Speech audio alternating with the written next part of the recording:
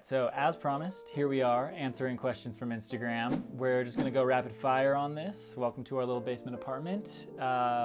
This is where we live, so we're just gonna go for it. All right, first question from a friend who lives in the dirty South. He's asking, what meal do y'all agree on eating the most? I would say when I'm wanting fast food or junk food, John's always down because I feel like it's not super common. So on a day where I'm just saying, hey, I think it's a Chick-fil-A day, I'm just in the car, John's already driving, there's just no question. I've been driving for 10 minutes already.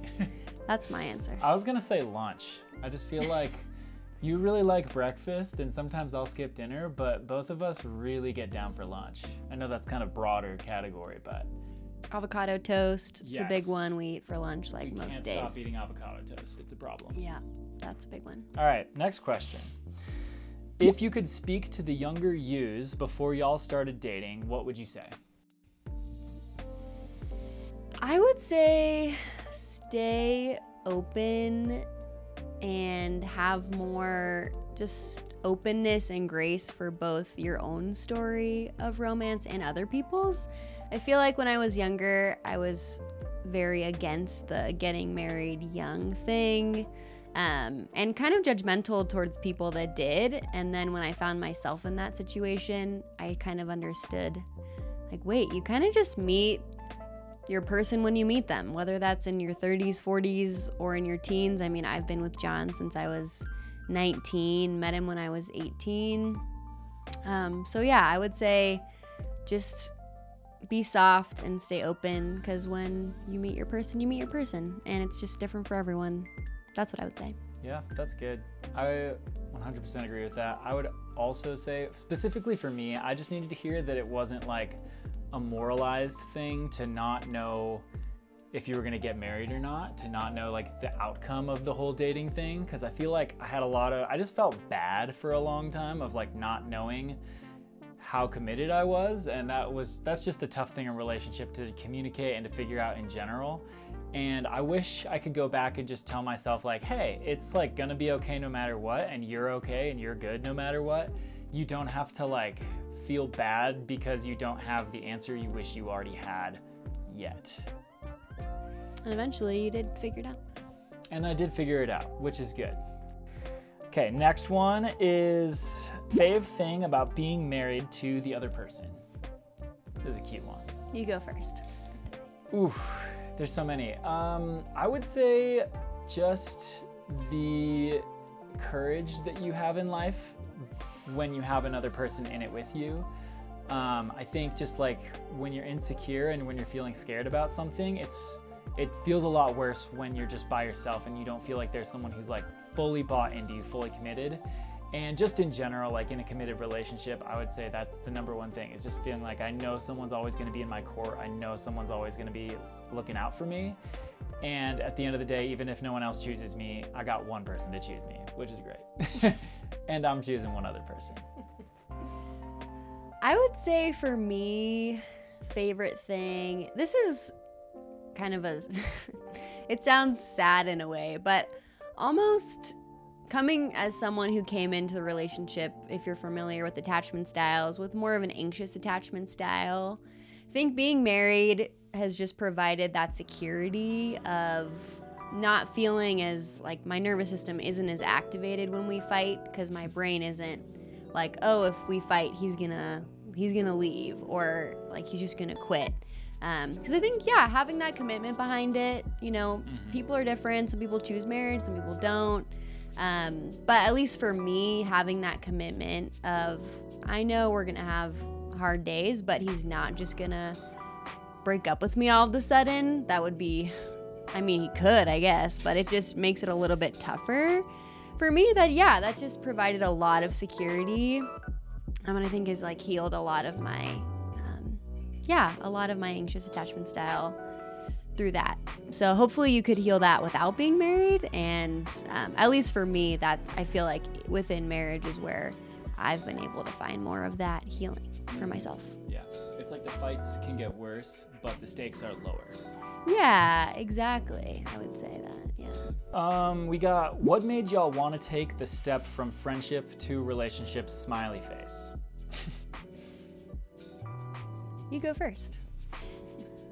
I mean, that's just like a very broad question, I feel like, which I love. It's like, why be together versus why be single? For me, it just felt like there was a limit to intimacy with every other relationship in my life. And like, I have a lot of really close friends and a lot of people that I love really deeply, but there's always going to be a limit, even if it's a brother or a sister or a mom or dad. Like, there's only so far you can go in like a non-romantic relationship. And to me, being together with someone, and specifically with Gabs, was an opportunity for like someone to know me more than anyone had ever known me, and vice versa. And I think that scared me a lot about it. Like, that was like a lot of what scared me in relationship, but it was also like the biggest factor that made me want it. I love that. I think for me, part of it, you know, growing up in the context that I grew up in, with the framework around dating that I come from and had myself, I think dating is exhausting. Feeling like, I mean, even being together for a while, sometimes I still felt this sense of like, and maybe it's because of what I was told about it. It's hard to say like what is just in me and what was external, but almost like this just really long interview process. And yeah, I think I just knew with John, like, this is my person. Whether we end up together or not, I just know that this is my person. And, you know, that didn't come with its own sense of like fear and anxiety and am I right? Am I wrong? I don't know. But yeah, I just felt this sense of like, this is really worth the risk, and marriage is scary. Committing your life to someone is scary. But yeah, for me, it just felt like if I've ever met anyone that's worth this risk and this step, it's John. And I want to take that, and I'm done with the interview process. Again, that's not how everyone sees dating. And looking back, I think I could have had a much better framework around it. But that's just where I was at the time. And so, yeah, marriage just felt like the best next step for us. Yeah.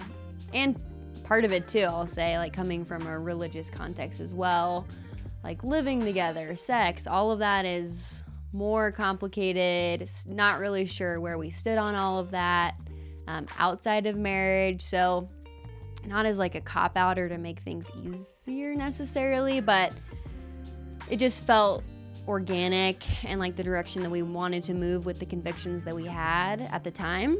So yeah, I would say that was a part of it as well, if I'm being fully honest. No, that's great. Yeah. I hear you. I agree totally. Someone says, awesome, just love you guys. That's sweet. Thank you. Next question. What's one thing you found great about marriage that you didn't think about beforehand? Tax benefits. I'm kidding. That's all I was thinking about before. This is kind of an interesting one, but one of my friends said this once, and I found it to be true.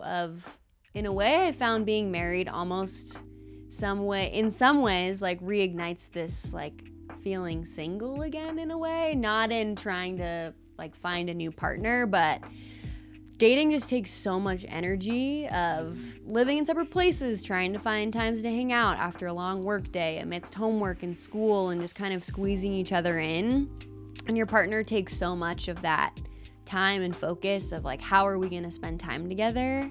Whereas being married, living together, I just feel a lot more like I probably spend more time with my friends than I did before, because I'm with John so much, which is awesome. And, you know, it's important to still have intentional time, but it's kind of, yeah, I'm like, wait, I'm a girl's girl. I want to hang out with my girls. John hangs out with his guys, and we just hang out with our friends a lot.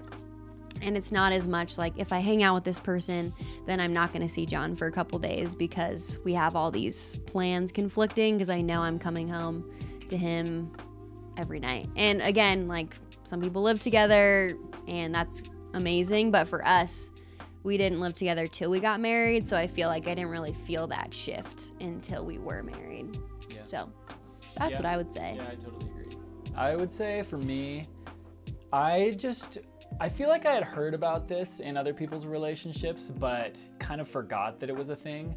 But especially like the first couple months, like 2 or 3 months of being married, and this is still a continual thing, but like there's this funny like space you get to mentally when you're around each other all the time and you share a bed and you have all your inside jokes where like you just reach like a dumber version of yourself than you've ever experienced, and your brain cells just drop to like 0 at certain moments. Speak for yourself. Just like my brain cells are up there. Stonks. No, I just feel like we've just had so many moments of just like laughing at really dumb stuff and just being ridiculous in ways that no one would ever find funny except for us. You just kind of end up in these weird like slap happy drunk moods where you're just goofing. And I just wasn't ready for that, but now that I'm in it, I'm like, this is the good stuff. It's the gooey stuff. And I just feel like, yeah, that's been one of my favorite parts. Yeah, it's fun. It's a good time. Okay, this is the last question, and this is probably the most important one we've been asked. How do you figure out which one of you is the alpha? We got asked this a lot. So this stemmed from a painful conversation we had where one day it just came up. We had to know who was the alpha, who was like the beta. As a joke. He was joking. To me, this is very serious. And the jury's still out. Jury's out. I personally think I'm the alpha. You know why. And that's all I'm going to say about that. But hey, this is your opportunity to drop a comment and to let us know what your vote is. Who out of the two of us is the alpha, who is the beta? Obviously, all couples need to know this and talk about this. It's a super healthy and important conversation to have. So please let us know what you think. We would love to hear your feedback, and we will have a follow-up video to decide the victor. Cheers. Thanks for joining us.